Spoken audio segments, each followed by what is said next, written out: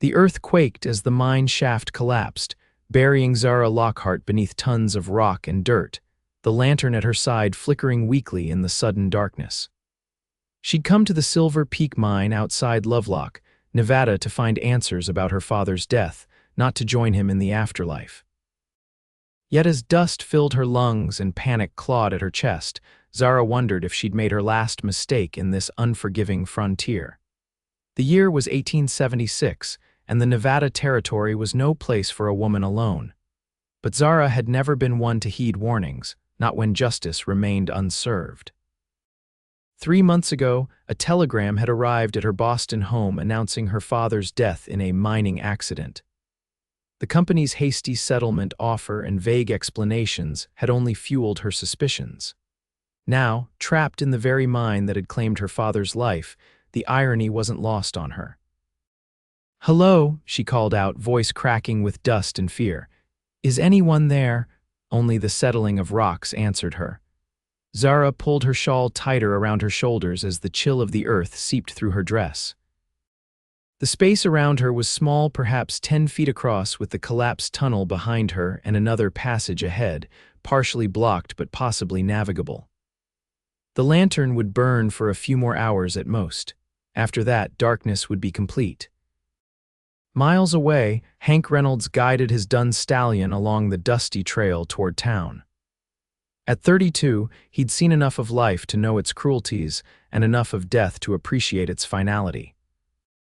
8 years of driving cattle across the frontier had hardened his hands and weathered his face, but beneath his stoic exterior beat the heart of a man who still believed in doing right. The late afternoon sun cast long shadows across the sagebrush-dotted landscape as Hank approached the outskirts of Lovelock. He'd come to Nevada after the war, seeking distance from memories that haunted his sleep. The frontier had offered anonymity, work for his hands, and space for his troubled mind. What it hadn't offered until now was a reason to stay in one place. The distant sound of men shouting drew his attention. A group had gathered at the entrance to the old Silver Peak mine, gesturing wildly and pointing toward the shaft entrance, now obscured by a cloud of settling dust. "What's happening?" Hank asked, reining his horse to a stop beside a gray-haired miner. "Cave in at the north shaft," the man answered, wiping sweat from his brow. "Old Peterson's been saying for months those supports were rotting. Company wouldn't pay to replace them." "Anyone inside?" Hank dismounted, his eyes scanning the chaotic scene. "No one's supposed to be." "Mine's been closed since that accident last spring." The old miner squinted at him. "You knew around here." "Passing through," Hank replied, his attention caught by a flash of color near the mine entrance, a woman's bonnet, blue ribbon fluttering in the breeze. "That belonged to anyone here." The miners exchanged glances. "No women work these mines," one said, but his expression shifted to concern. "There was a lady in town asking questions earlier about the accident." Hank picked up the bonnet, running his thumb over the fine stitching. "Someone needs to go in after her." "Mine company's sending men," another miner offered, "but they're coming from Carson City. Won't be here till morning." Hank assessed the damaged entrance. "She doesn't have until morning." "You a miner friend?" the old man asked. "No," Hank replied, already shrugging off his duster. "But I know a bit about tight spaces and bad odds." The war had taught him that much. "Anyone got a lamp to spare?" Inside the mine, Zara fought against rising panic.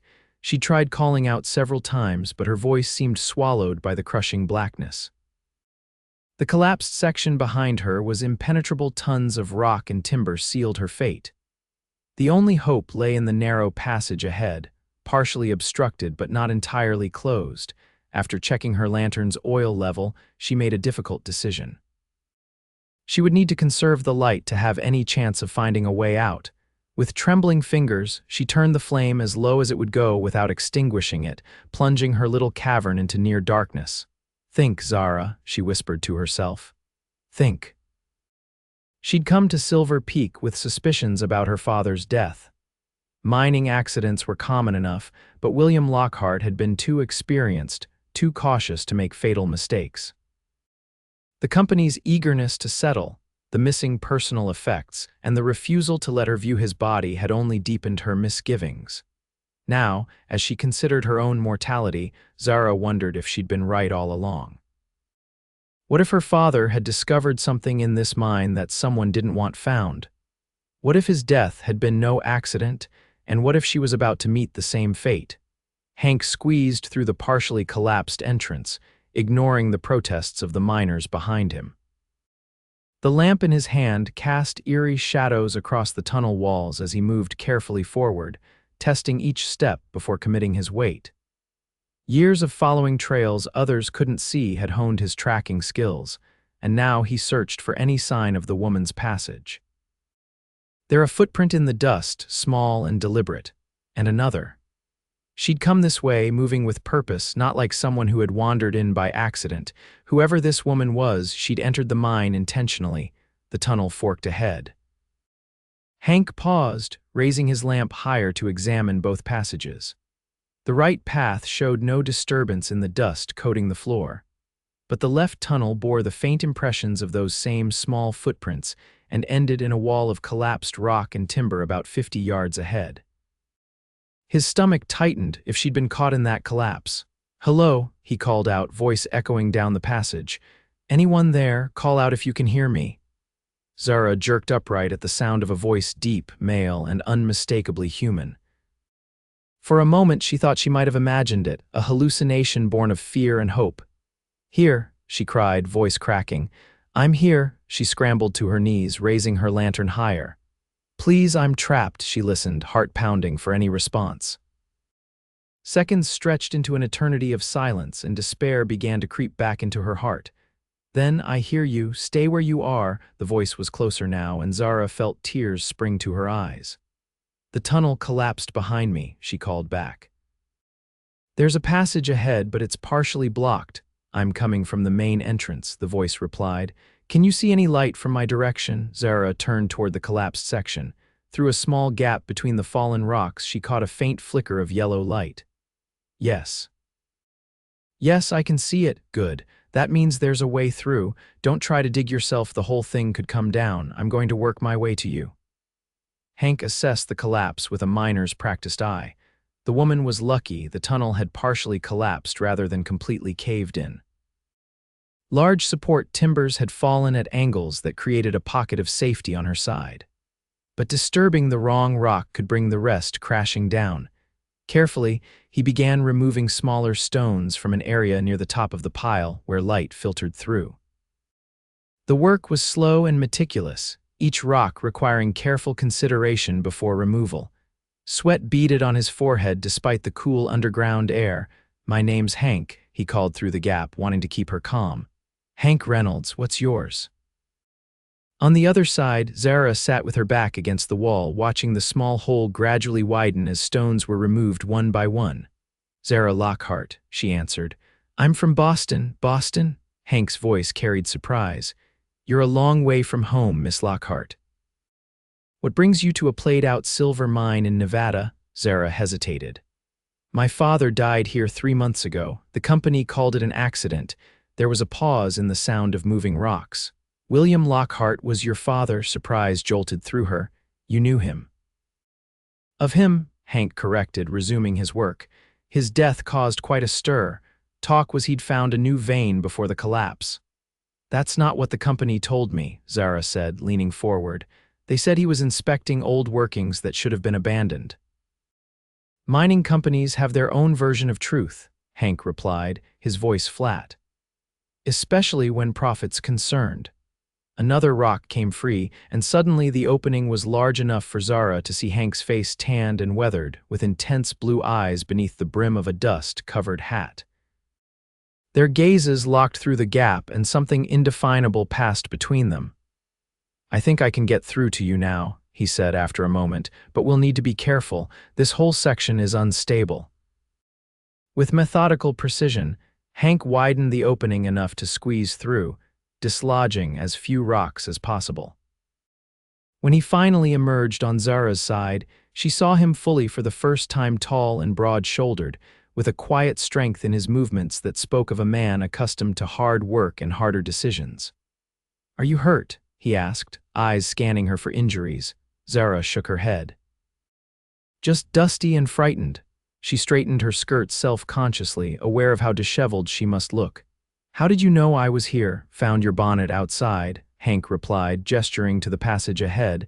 That way looks passable. Think you can walk? Yes. Zara stood, brushing dust from her dress. My father's journal mentioned side tunnels that connect to the main shaft. If we can find one, it might lead us out. Hank's expression sharpened. Your father's journal? Zara reached into her pocket and produced a small, leather-bound book. That's why I came. He kept detailed notes about the mine. There are things in here that don't match what I was told about his death. Understanding dawned in Hank's eyes. And you thought you'd investigate yourself. Would you have done differently if it were your father? She challenged. A ghost of a smile touched his lips. No, madam, I reckon not. He gestured toward the narrow passage. Let's find that side tunnel. You can tell me about those discrepancies as we go. They moved carefully through the cramped space, Hank leading with his lamp held high, Zara following close behind. The air grew thicker with dust and the strange mineral smell of the deep earth. My father wrote that he discovered unusual formations in the north shaft. This shaft, Zara explained, voice low as if the walls themselves might be listening. But his last entry, dated the day before he died, mentions pressure from the company to keep quiet about something. What kind of pressure? Hank asked, pausing to examine a fork in the passage. He doesn't say exactly. Zara flipped through the journal's pages.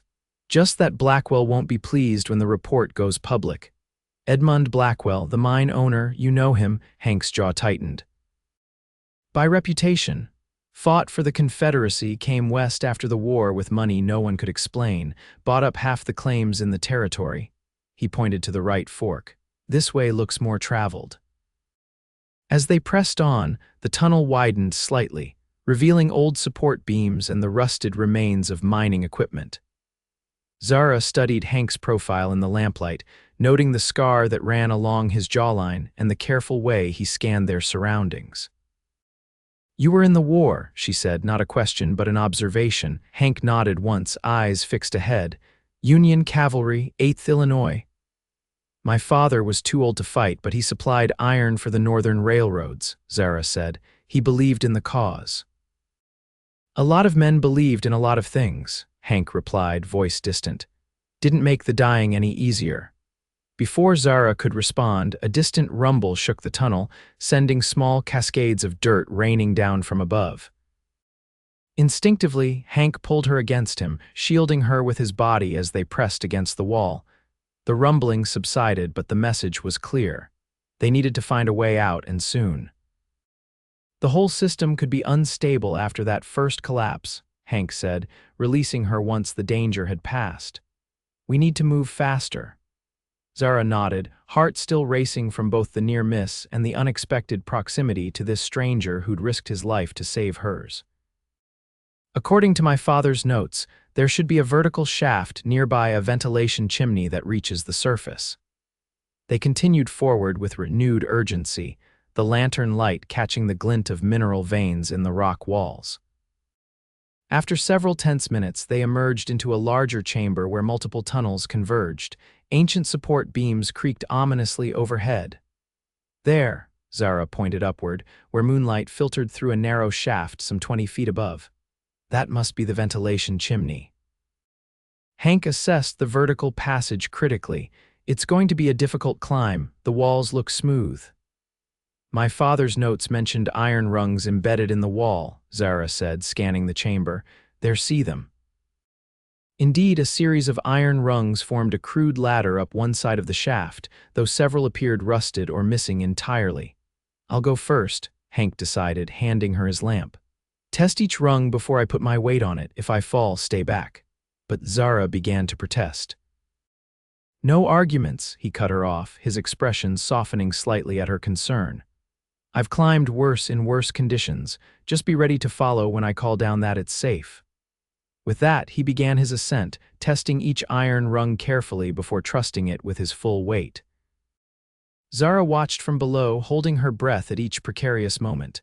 Halfway up, a rung broke free in Hank's hand, sending him swinging dangerously before he regained his grip. "Hank," Zara called, heart in her throat. "I'm all right," he grunted, finding another handhold in a crack in the rock face. "Just stay put." After what seemed an eternity, he reached the top, pulling himself out onto the surface. Moments later, his face appeared at the opening. "The rungs won't hold both our weights," he called down. "I'm going to lower a rope. Tie it around your waist and I'll pull you up." A rope snaked down the shaft, and Zara quickly secured it around herself, tucking her father's journal safely inside her bodice.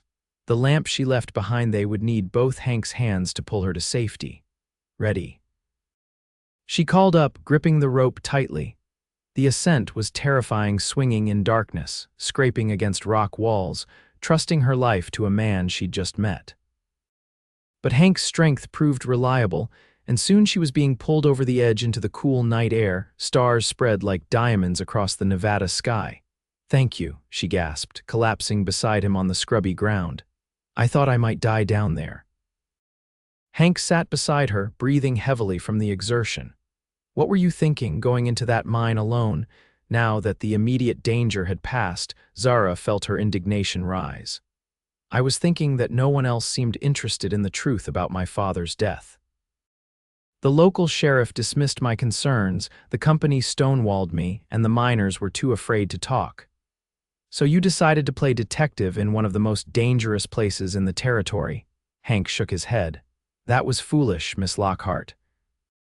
"Perhaps," she conceded, "but I found what I was looking for." She withdrew the journal. "My father wasn't in the abandoned section when he died. According to his maps, he was in a new exploratory tunnel, one the company claims doesn't exist." Hank frowned. "Why would they lie about that?" "I don't know yet," Zara admitted, "but I intend to find out." The cowboy studied her for a long moment, his expression unreadable in the moonlight.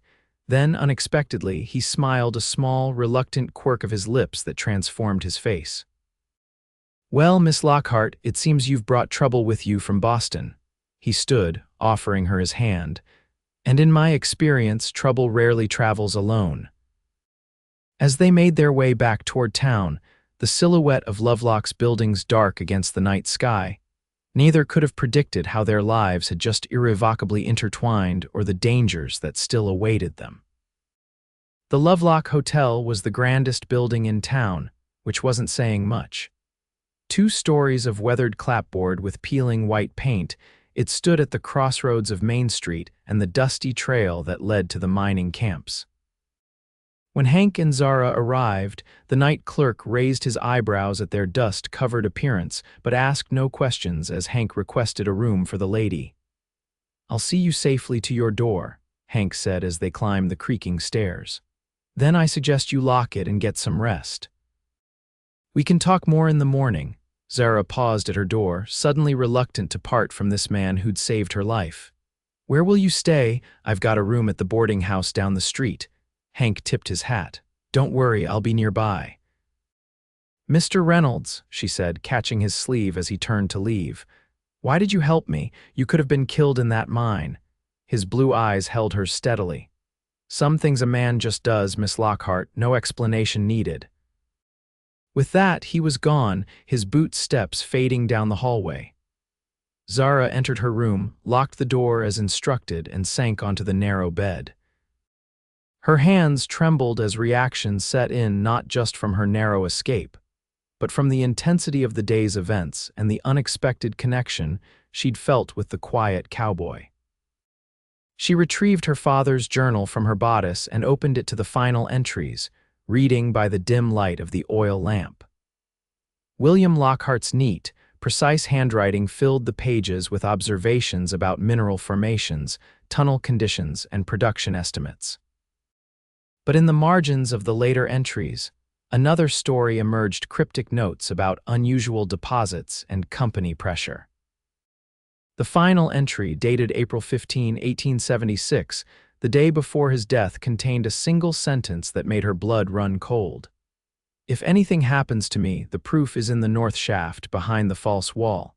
Zara closed the journal, mind racing. The north shaft where she'd been trapped. Where her father had died. There had been something there he wanted found, something important enough that someone might have killed to keep it hidden.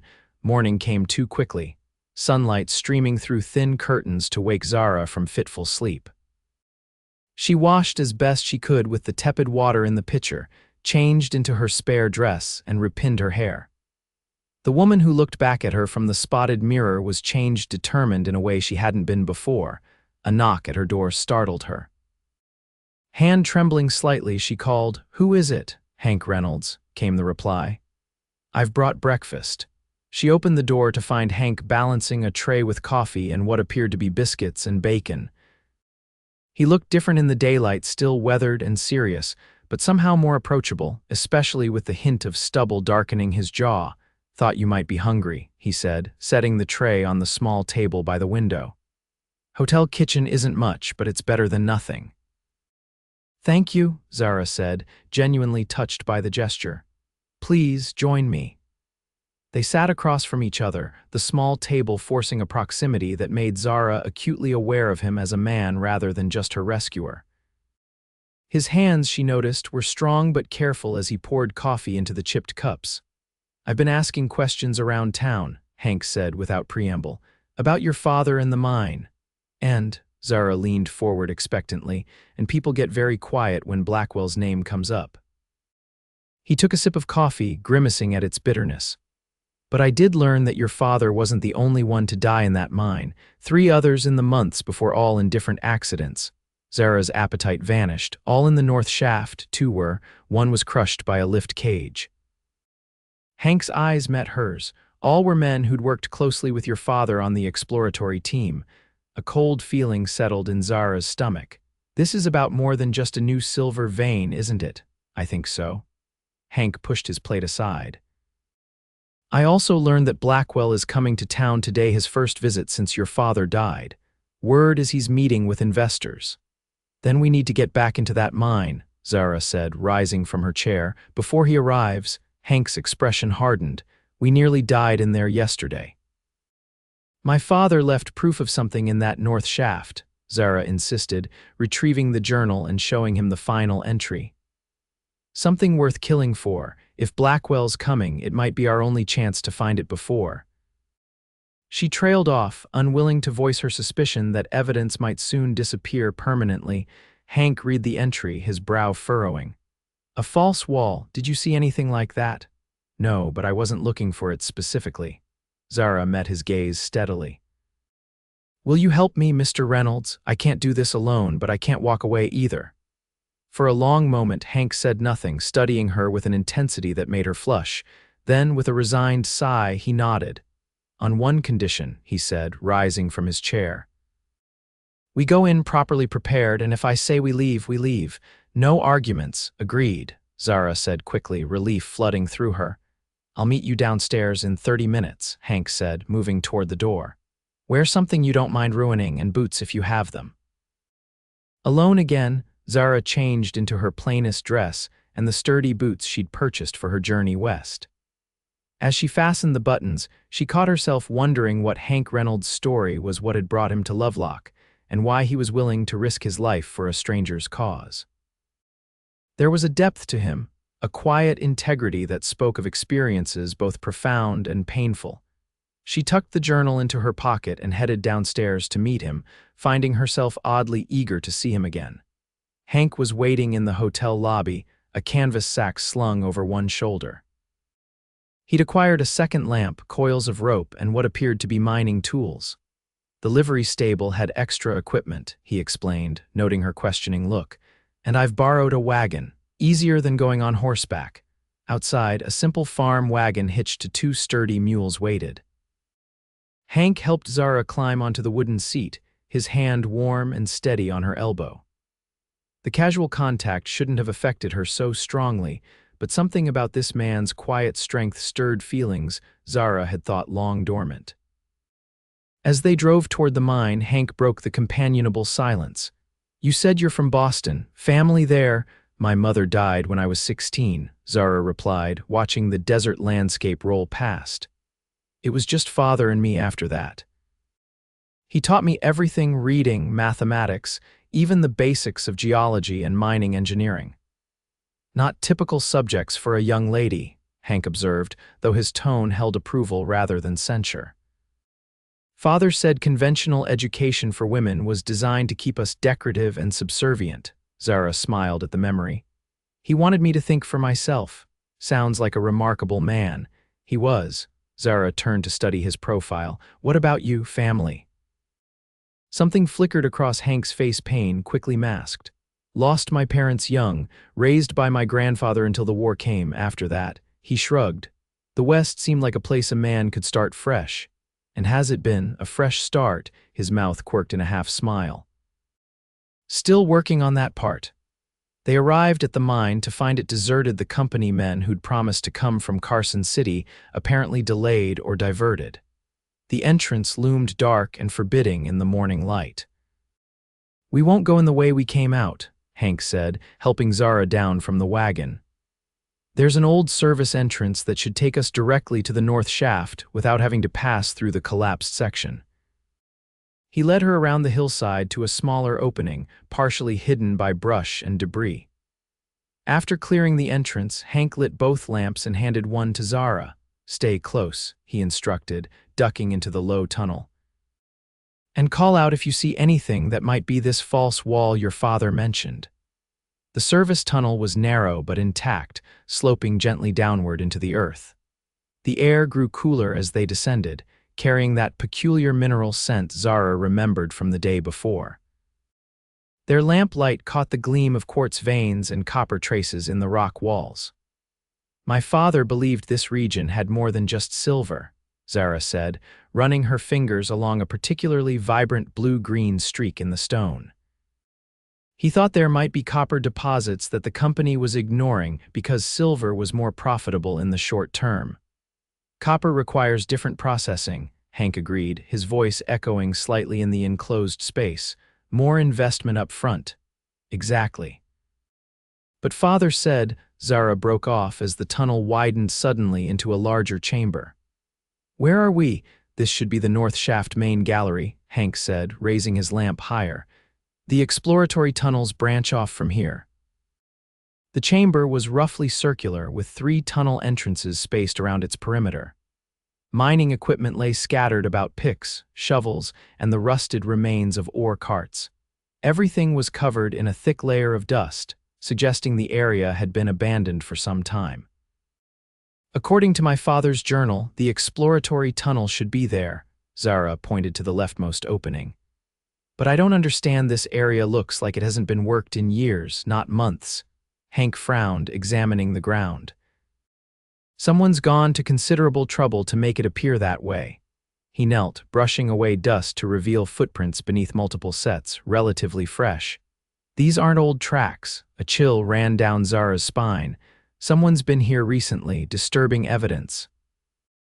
Or searching for the same thing we are. Hank stood, his expression grim.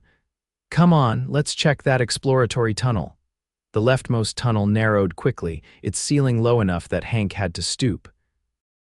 Timber supports, unlike the aged beams in the main gallery, appeared relatively new, though someone had smeared them with mud and dust to make them look older. Someone's definitely trying to hide the fact that this tunnel was recently worked, Hank said, voice low. Keep your eyes open for anything unusual in the walls.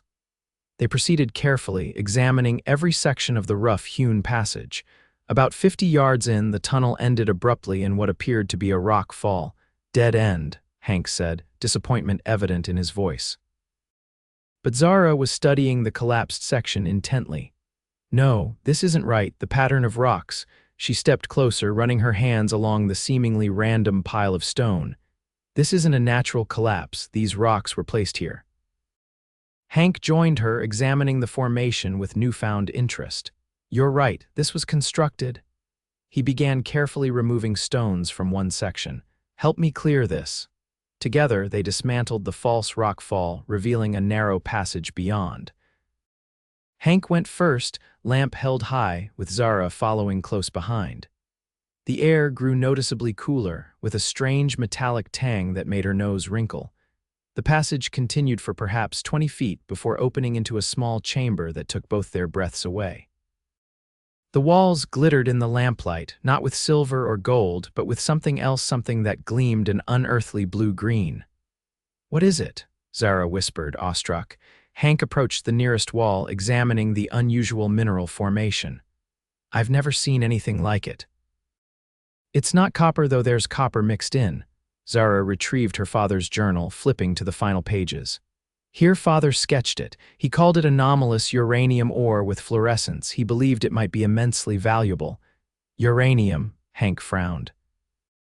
"I've heard of it, some new element the scientists are excited about, but what would Blackwell want with it?" According to father, certain governments in Europe are paying enormous sums for uranium samples, Zara read from the journal. He suspected Blackwell was planning to sell mining rights to foreign interests, possibly bypassing federal restrictions on such sales. Selling American mineral rights to foreign governments, Hank's expression darkened. That would explain the secrecy and why men might die to keep it quiet. A sound from behind them, the faint scuff of a boot on stone, was their only warning. Hank whirled, pushing Zara behind him, but too late.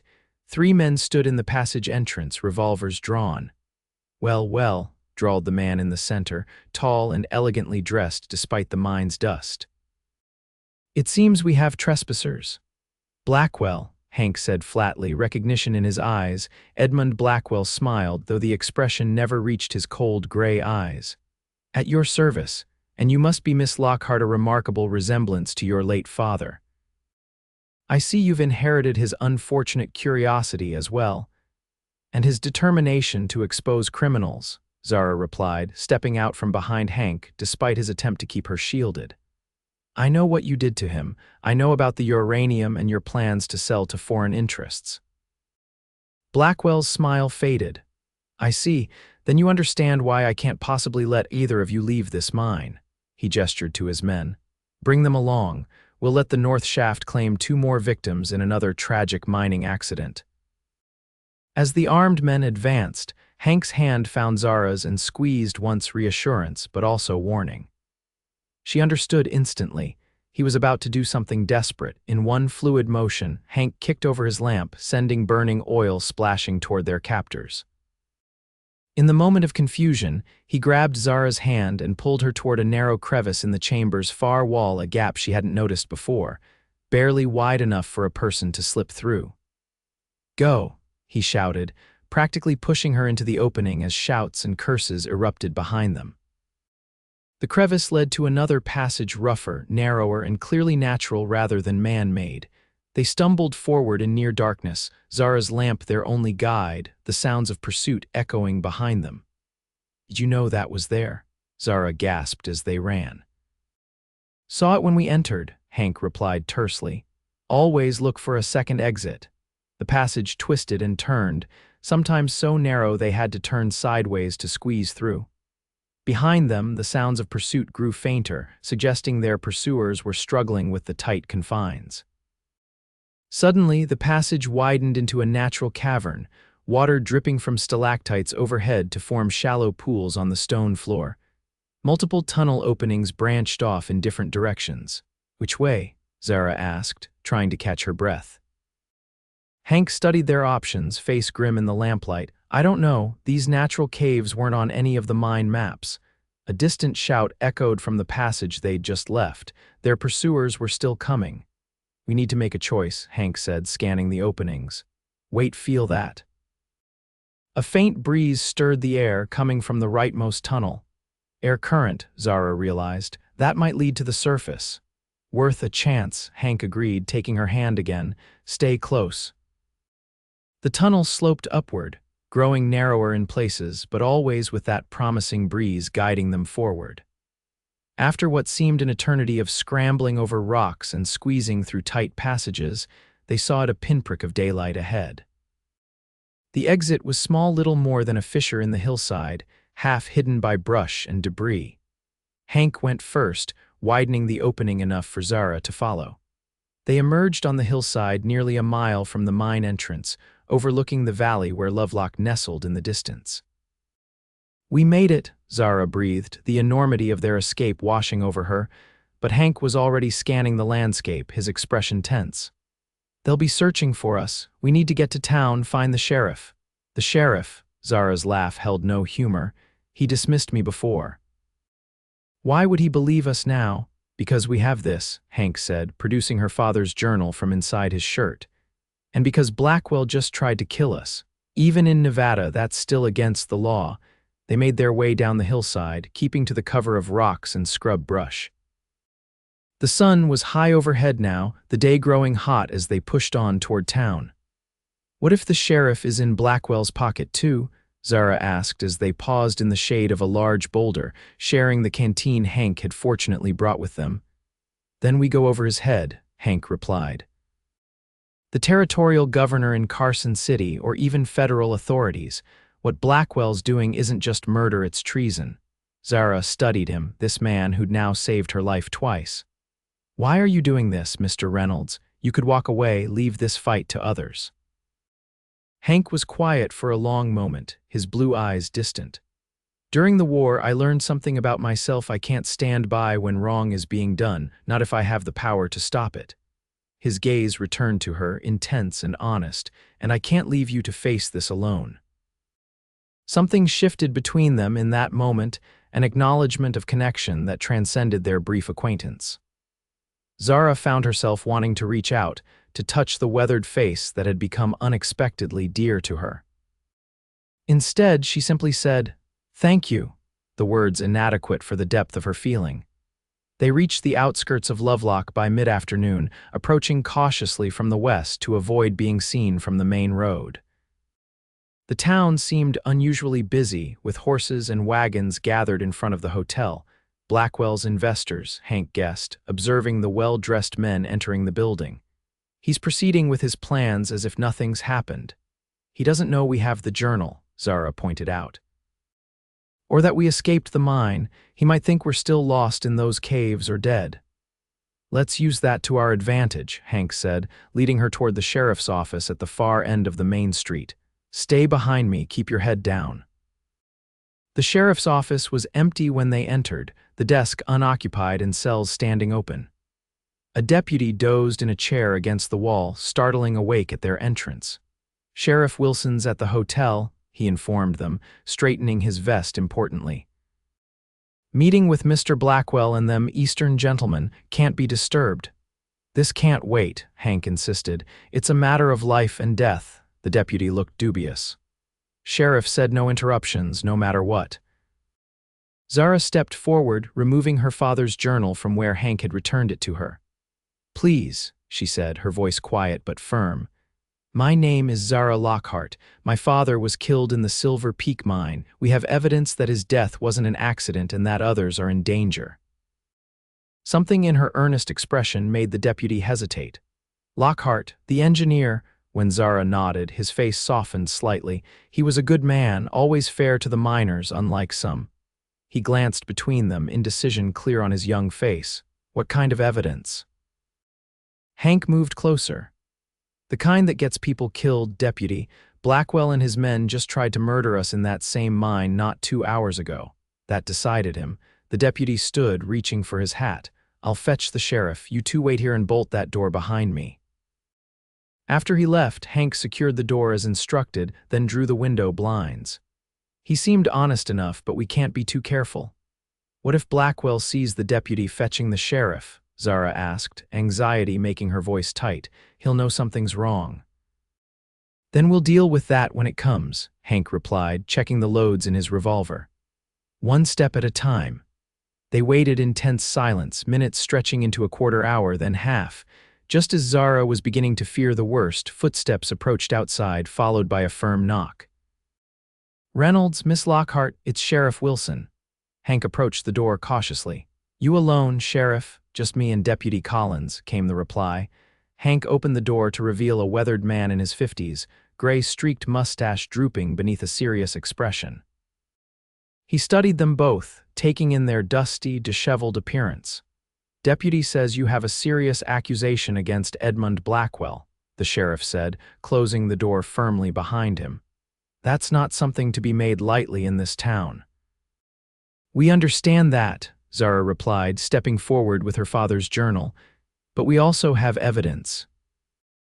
Over the next quarter hour, they laid out their case: William Lockhart's suspicious death, the hidden uranium deposit, Blackwell's foreign dealings, and finally, the attempt on their own lives that very morning.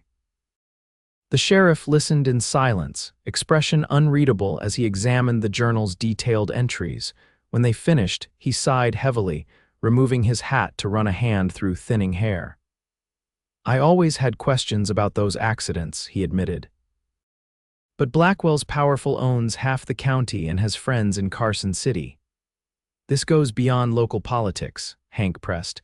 "Selling strategic resources to foreign powers is a federal matter." "You're right about that," Sheriff Wilson agreed, resignation in his voice. "Which is why I sent Collins to the telegraph office before coming here. Federal marshal in Carson City should get the message within the hour." Relief washed over Zara. "You believe us? William Lockhart wasn't the kind of man who died in careless accidents," the sheriff replied simply. "I knew that 3 months ago, but couldn't prove anything." He gestured to the journal. "Now I can. Blackwell won't just wait to be arrested," Hank warned. "Once he realizes we're alive and talking to you, he'll run or try to silence us permanently. Which is why you two are staying right here under guard until the marshal arrives," Sheriff Wilson said firmly. "I'll handle Blackwell." "With all due respect," Hank countered, "you'll need help. We've seen his men, at least 3 are armed and dangerous." The sheriff studied him for a long moment. "Military man, 8th Illinois Cavalry," Hank confirmed. A ghost of a smile touched Wilson's weathered face. "5th Ohio myself, infantry." He considered for a moment, then nodded. "All right, Reynolds, you come with me." "Deputy stays here with Miss Lockhart." "No," Zara protested immediately. "I'm not hiding while you confront my father's murderer." "This isn't open for debate, miss," the sheriff began. "She's right," Hank interrupted, surprising both of them. "Blackwell's seen her face. If he suspects we've escaped, his men will be looking for a woman and a man. Separating makes us easier targets." The sheriff looked between them, recognizing the determination in both faces. "Fine," he relented, "but you stay behind us, Miss Lockhart, and you do exactly as we say." They left the office by the back door, circling around to approach the hotel from the side street. The sheriff deputized Hank on the way, lending him official authority should things turn violent. "Investors are in the dining room," Sheriff Wilson informed them as they neared the hotel.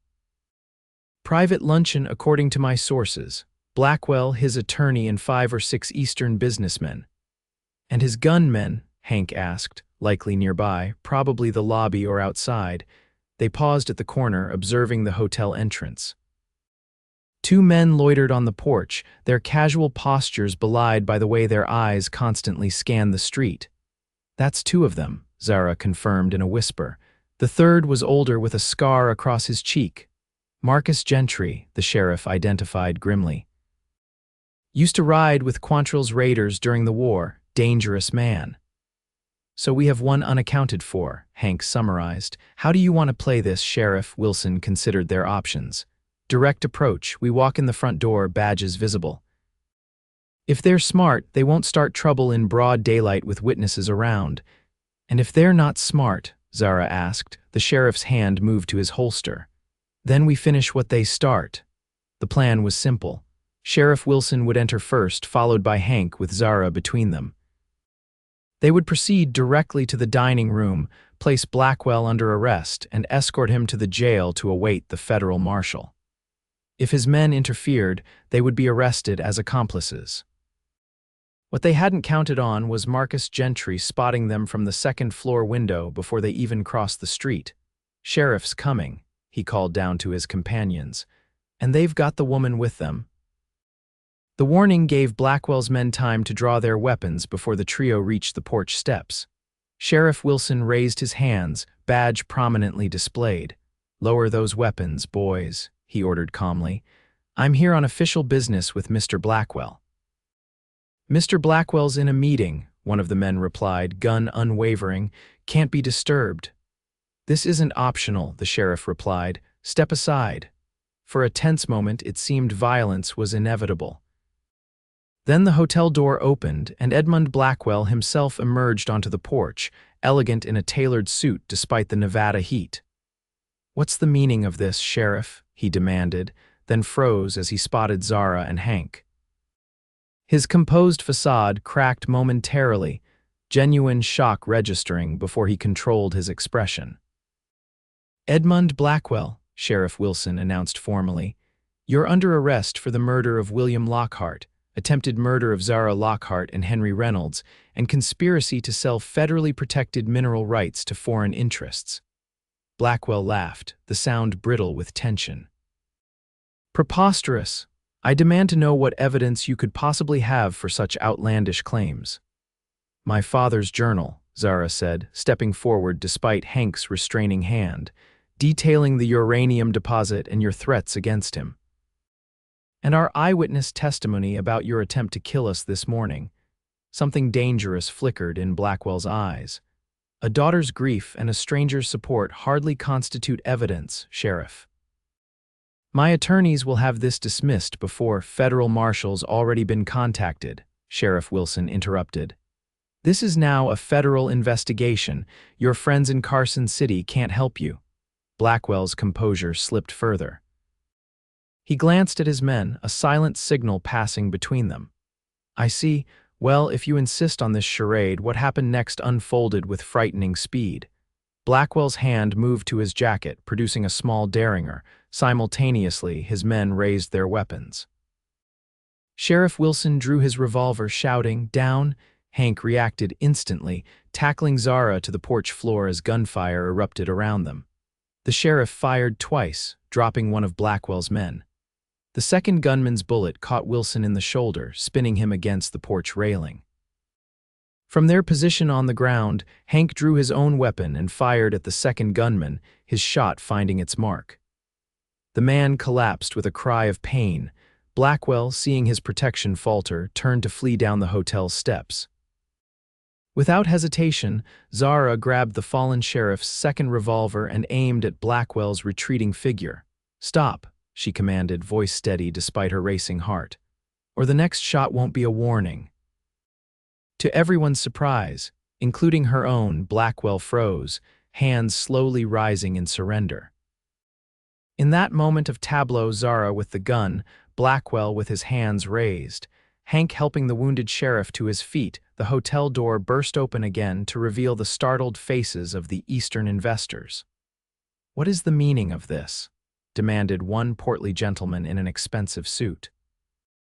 "Gentlemen," Sheriff Wilson grunted through pain, "I suggest you reconsider your business with Mr. Blackwell. He's about to be indicted for murder and treason." As if to punctuate his statement, the sound of galloping hooves announced the arrival of Deputy Collins with 3 additional men, a federal marshal and his deputies, summoned by telegraph and arriving sooner than expected.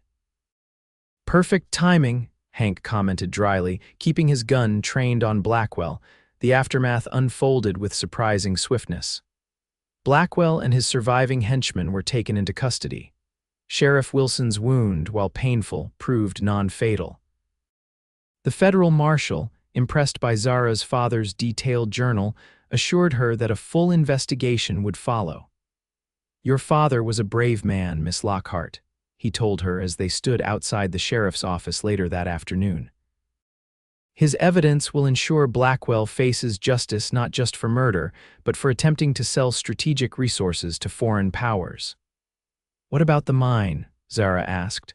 "The uranium deposit will likely be claimed by the federal government," the marshal replied. "Such materials are becoming increasingly important to national security." He hesitated, then added, "There would, of course, be compensation to the estate of the discoverer, your father." It was a bittersweet victory. Justice for William Lockhart would come at last, but nothing could bring him back. As the marshal and his deputies prepared to transport their prisoners to Carson City, Zara found herself standing alone on the boardwalk, emotionally and physically exhausted. Not quite alone, she realized, as Hank Reynolds approached from the hotel where he'd been giving his statement to the authorities. "You all right?" he asked quietly, coming to stand beside her. "I'm not sure," Zara admitted, watching as Blackwell was loaded into a prison wagon down the street. "It feels unfinished somehow," Hank nodded, understanding. Bringing men like that to justice doesn't erase what they did, doesn't fill the empty places they left behind. No, she agreed softly. It doesn't. They stood in companionable silence for a moment, watching as the prison wagon rolled out of town, escorted by the marshal and his deputies. "What will you do now?" Hank finally asked. "Return to Boston." The question gave Zara pause. She hadn't thought beyond finding the truth about her father's death. Boston seemed distant now, another life. "I don't know," she admitted. "There's nothing for me in Boston anymore. The house, my father's business, they never really felt like mine." She glanced at Hank. "What about you?" "You mentioned you were just passing through Lovelock." "That was the plan," he agreed, a hint of a smile touching his lips. Though plans have a way of changing, something in his tone made Zara's heart beat faster. "Do they?" "The marshal mentioned they'll need witnesses for Blackwell's trial in Carson City," Hank said. "Could be weeks of preparation, months until the actual proceedings." "That's true," Zara nodded, uncertain where he was leading. "I was thinking," Hank continued, uncharacteristically hesitant, "that you might need someone familiar with the territory. Someone to help navigate the legal proceedings, maybe show you a bit of Nevada while we wait. Are you offering to be my guide, Mr. Reynolds?" Zara asked, a smile tugging at her lips despite the day's trauma. "I'm offering to be whatever you need me to be, Miss Lockhart," he replied simply, the honesty in his blue eyes taking her breath away. In that moment, standing on a dusty street in a frontier town far from everything she'd known, Zara realized something fundamental had shifted within her. The light she'd thought extinguished with her father's death, hope, purpose, the possibility of joy had been rekindled by this quiet, honorable man who'd risked his life for a stranger's truth. "I think," she said softly, reaching out to take his hand, "I'd like that very much." The weeks that followed transformed both their lives in ways neither could have predicted. Carson City, as the territorial capital, offered amenities that Lovelock lacked: proper hotels, restaurants, even a small theater. Between meetings with prosecutors and deposition sessions, Hank showed Zara the beauty of Nevada, the stark majesty of the mountains, the surprising vibrancy of desert wildflowers after a rare rain, the breathtaking vastness of star-filled skies. They rode together along the Carson River, picnicked in mountain meadows, and spent evenings discussing books, politics, and their hopes for the future. With each passing day, the connection between them deepened, transcending their initial circumstances to become something profound and enduring. "I never expected this," Zara admitted one evening as they walked along Carson City's Main Street, returning from dinner at the International Hotel. "Coming west, I was so focused on finding justice for Father, I never thought I might find happiness."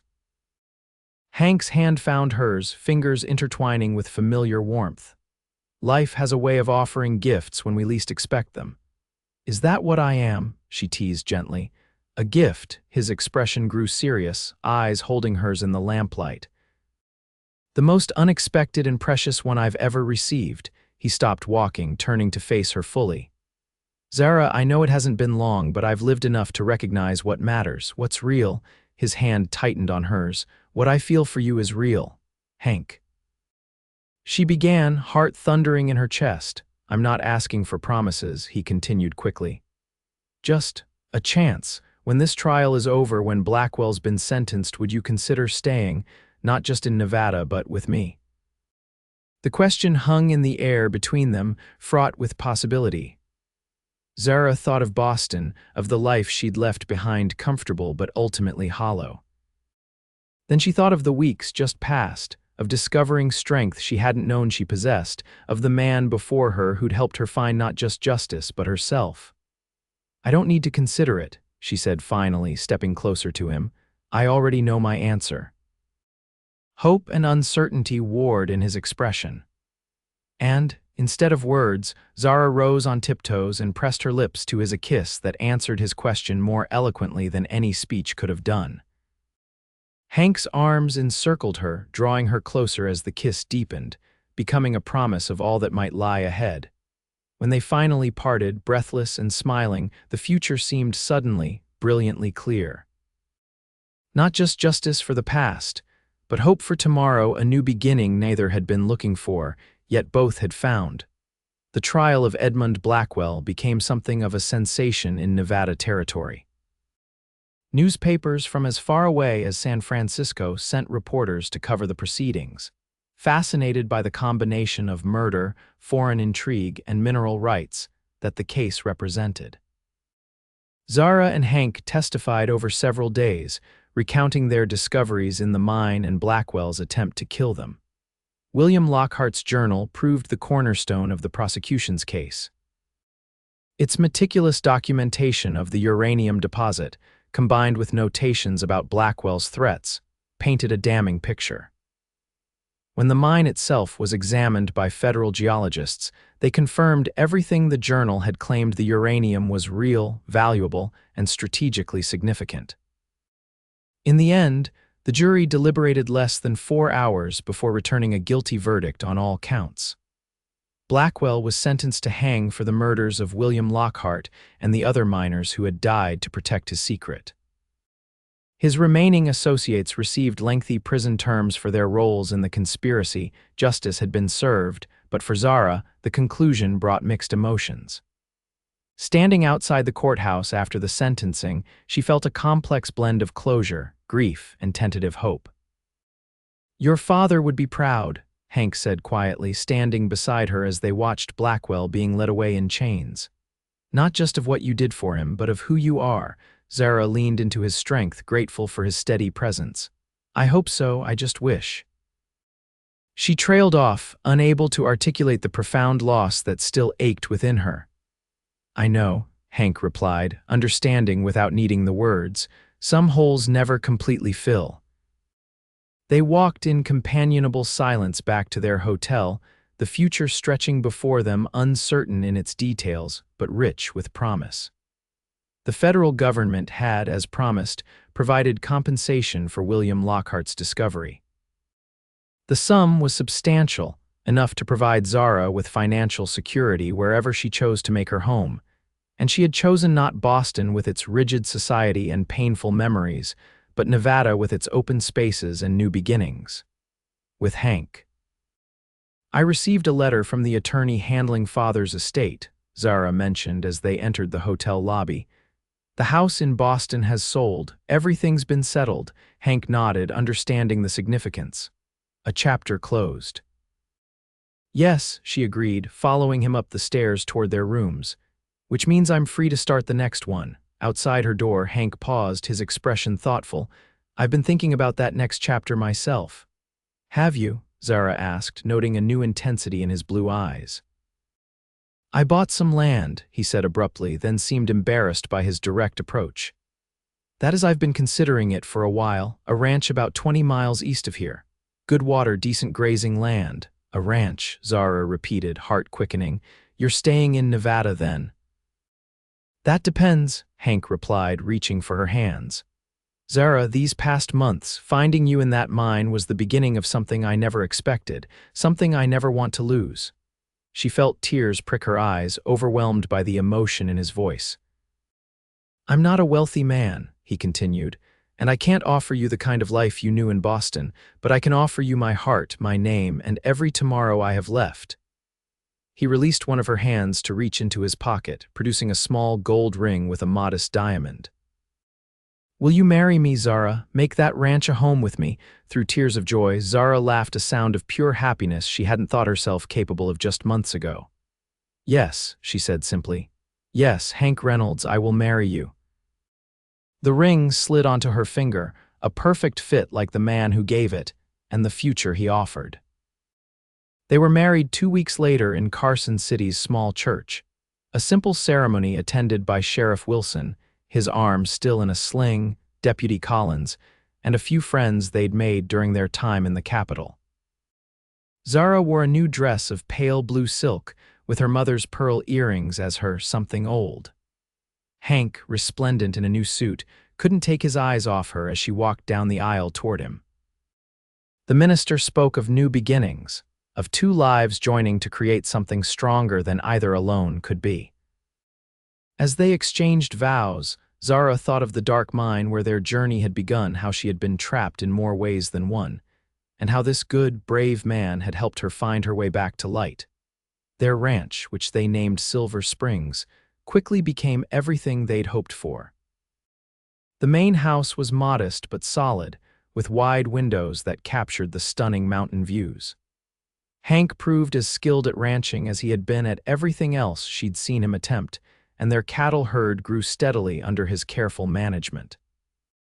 Zara, meanwhile, discovered unexpected joy in creating a true home, something she hadn't really had since her mother's death years before. She planted a garden, learned to cook from a dog-eared recipe book, and even took up horseback riding with an enthusiasm that delighted her husband. In the evenings, they would sit on their porch, watching the sunset paint the mountains in shades of gold and purple. "Regrets?" Hank asked one such evening, about a year after they'd married. "About leaving Boston, all the things you gave up?" Zara considered the question seriously, her hand resting on the gentle swell of her belly where their first child grew. "None," she said finally. "I didn't give up anything that mattered, and I gained everything that does. Life wasn't perfect, of course." The ranch faced challenges drought one season, a harsh winter the next. Their son, William Hank Reynolds, was born during a fierce blizzard, with only Hank and a neighboring rancher's wife to help with the delivery. Zara sometimes missed certain aspects of city life, bookshops, theaters, the easy availability of luxuries she'd once taken for granted. But these were small prices to pay for the deep contentment she'd found. Watching Hank teach little William to ride his first pony, seeing the same quiet strength in her son that she'd fallen in love with in his father, Zara knew she'd made the right choice. 5 years after that fateful day in the Silver Peak mine, Zara stood in the doorway of their ranch house, watching Hank return from checking the herd. William, now 4, raced to meet his father, squealing with delight as Hank swung him up onto the saddle. Behind her, 2-year-old Elizabeth Rose toddled toward the door, eager to join the welcoming party. As the sun set behind the mountains, painting the sky in brilliant hues of orange and gold, Zara reflected on the journey that had brought her here, from darkness to light, from grief to joy, from loneliness to love. The mine that had claimed her father had nearly claimed her as well, but instead had led her to this life, this family, this happiness. Hank dismounted, setting William down before scooping up Elizabeth with one arm and drawing Zara close with the other.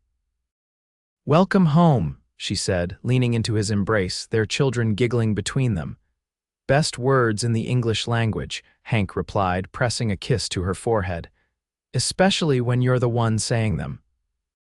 And as they entered their house together, the light of love and family banishing all shadows, Zara knew with absolute certainty that she had found everything she'd once thought lost forever, and so much more than she'd ever dared to dream.